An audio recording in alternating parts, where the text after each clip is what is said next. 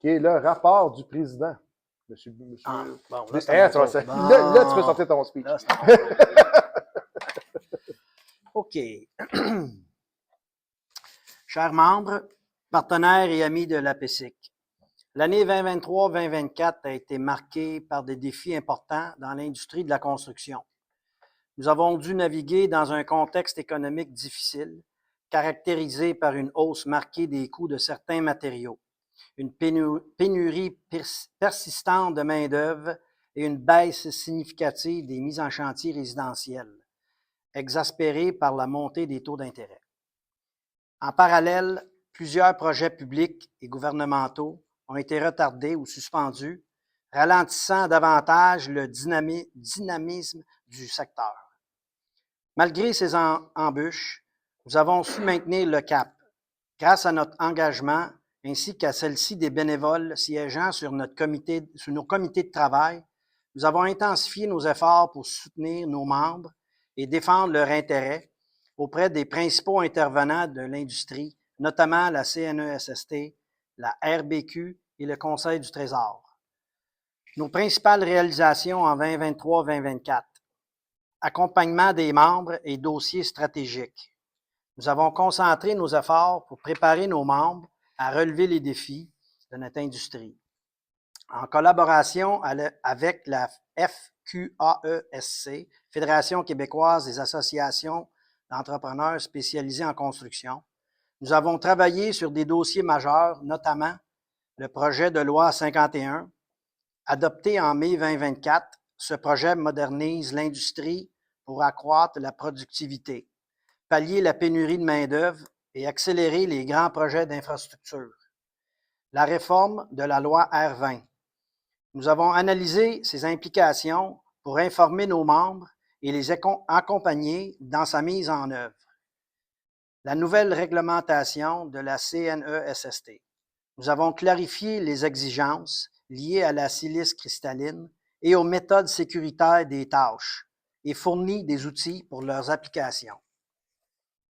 Adoption de la méthode BIM. L'introduction du Building Information Modeling, soutenu par le gouvernement dans le cadre du Plan québécois des infrastructures, représente une avancée majeure. Nous avons organisé des formations pour permettre à nos membres de maîtriser cette méthode innovante qui optimise la planification et exécution des projets. Engagement auprès de la RBQ. Nous avons activement contribué à l'application du projet de loi 76 qui vise à améliorer la qualité des constructions et la sécurité publique. Succès des activités et réseautage.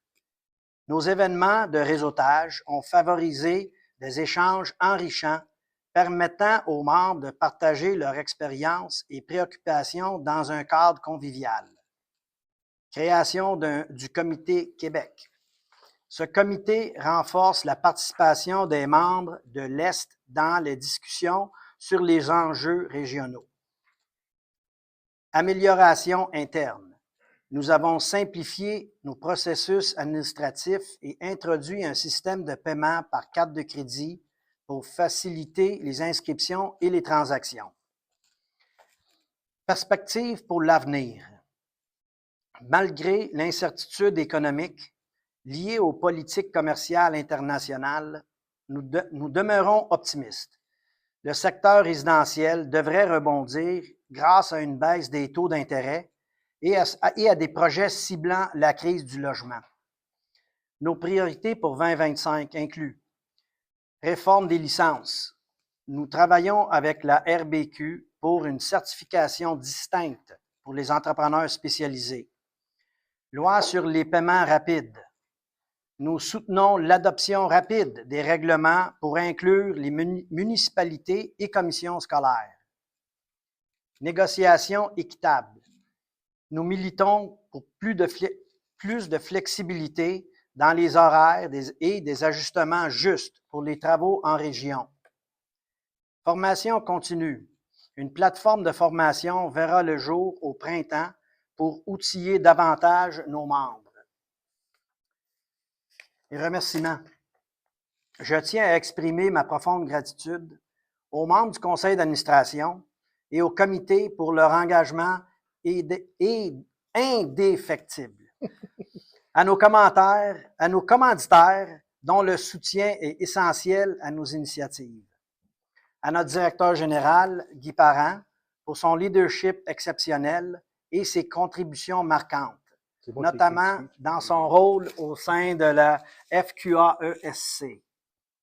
Un merci spécial à Nelson Bouffard et à Sandy Anctil pour les contributions au conseil d'administration ont été inestimables.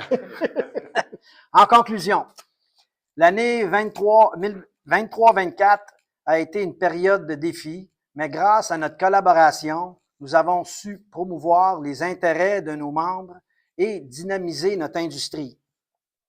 Nous sommes déterminés à maintenir les standards élevés de compétences, de formation et de pratiques exemplaires. Ensemble, nous continuerons à bâtir un avenir prometteur pour l'industrie de la construction.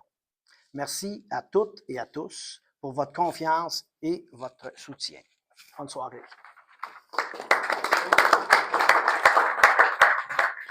Comme vous pouvez vous douter, c'est moi qui ai écrit le speech, donc il fallait bien que je me mette quelques remerciements.